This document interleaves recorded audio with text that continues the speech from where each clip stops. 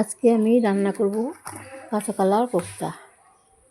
তো কাঁচা কলাগুলো ছুলে নিয়ে সিদ্ধ করে নিয়েছি। সিদ্ধ করে বেসন দিয়ে সামান্য একটু বেসন একটু চালের গুঁড়া দিয়ে মেখে নিয়েছি।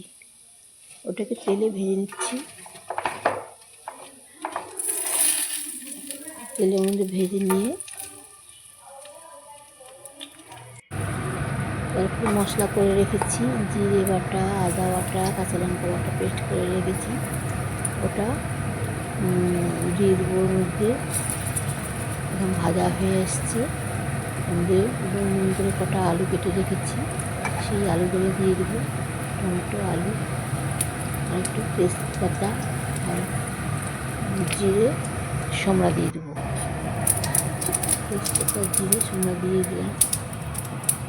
তেজপাতা দিইনি, দিব এখন। দিয়ে দিলাম শুকনো লঙ্কা আর জিরে আর তেজপাতা সমড়া দিয়ে এখন আলুগুলো ছেড়ে দেবো। আলু কেটে রেখেছি, ওগুলো এখন ওর মধ্যে ছেড়ে দেবো। আলুগুলো ভাজা হয়ে গেলে তারপর টমেটো কুচি দিয়ে দিলাম। এর মধ্যে মশলাগুলো কষানো হয়ে গেলে লবণ হলুদ দিয়ে দিয়েছি। কষানো হয়ে গেলে জল দিয়ে দেবো। জল দেওয়ার পরে একটু ফুটে উঠলে পরেই তারপরে মশলা দিয়ে দিয়েছি। জিরে লঙ্কা আদা বাটা দিয়ে দিলাম।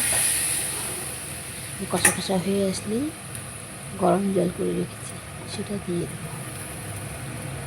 সেটা দিয়ে দিলাম। একটু গরম মশলা দিয়ে দিয়েছি। দিয়ে দেওয়ার পরে একটু বড়া বড়া দিয়ে দেবো, মতো গলে যাবে। হয়ে আসলে আজকে আমার শেষ কোফতা। একটু ঘি দিয়ে দেবো নামানোর আগে একটু ঘি দিয়ে দেবো। যদি ভালো লাগে এটা লাইক কমেন্ট করবে। আজকের মতন ভিডিওটা এখানেই শেষ করছি।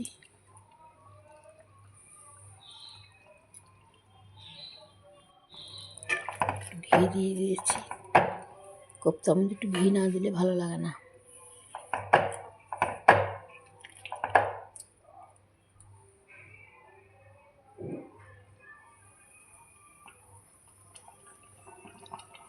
হয়ে গেল আজকে আমার কাঁচা কলার কোফতা।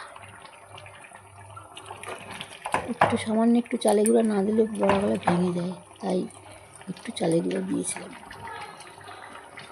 কাঁচা কলাটার মধ্যে।